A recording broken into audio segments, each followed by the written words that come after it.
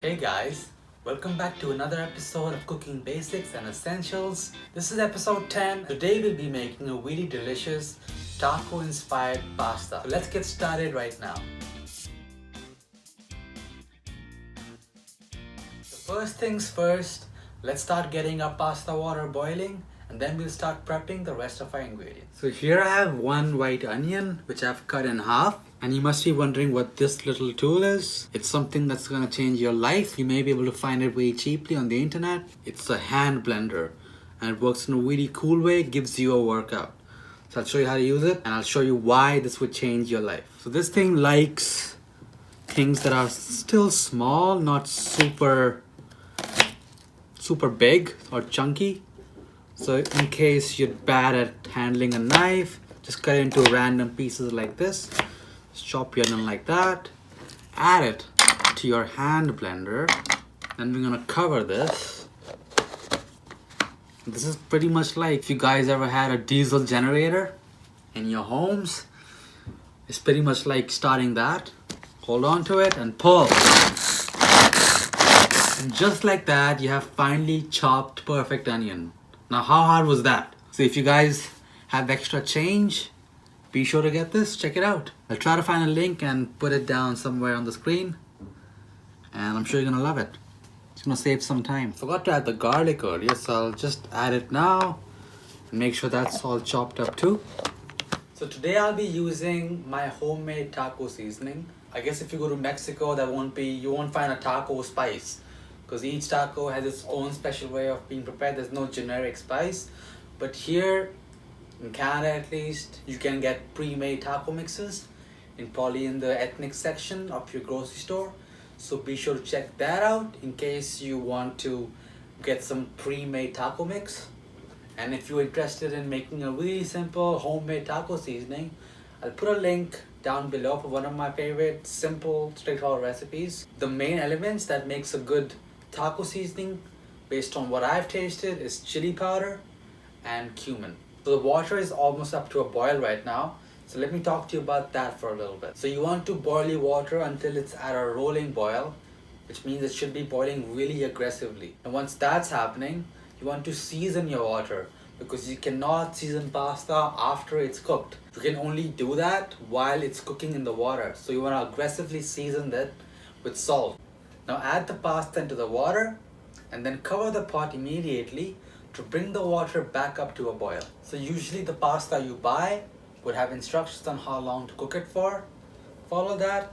You want to cook it to al dente, which basically means that when you bite into your pasta, it should have some bite to it. It shouldn't just melt in your mouth. I judge the cook time of pasta by tasting it.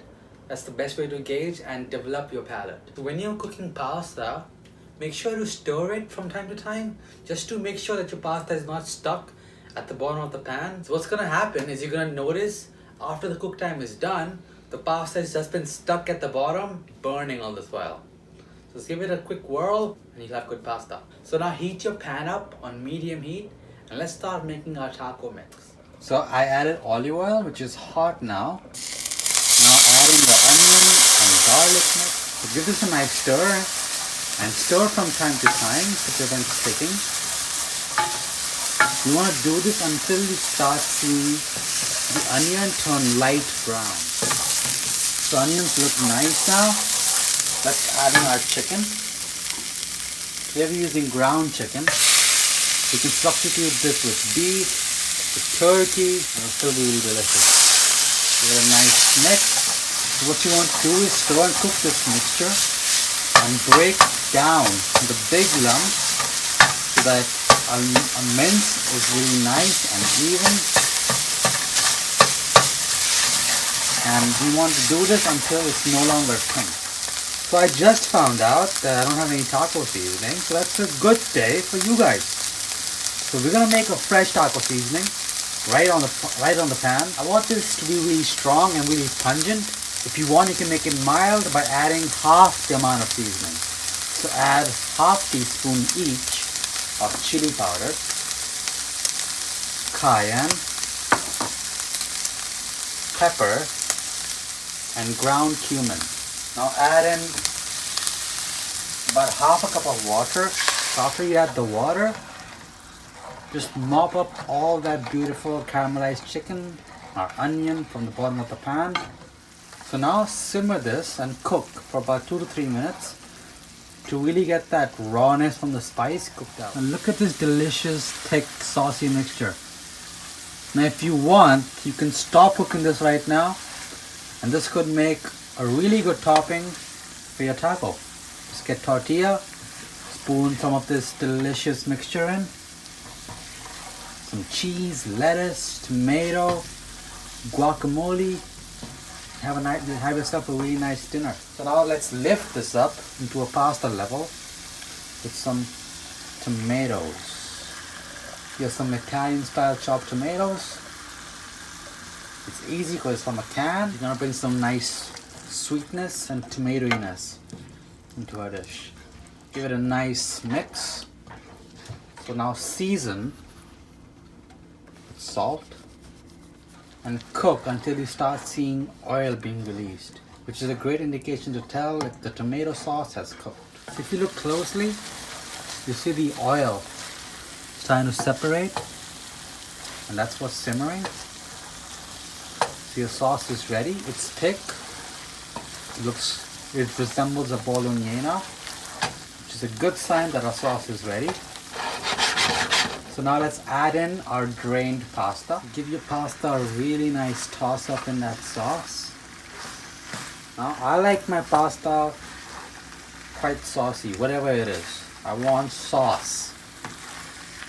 So you can either add some of that delicious pasta water or just add some plain clean tap water. Add some of that water.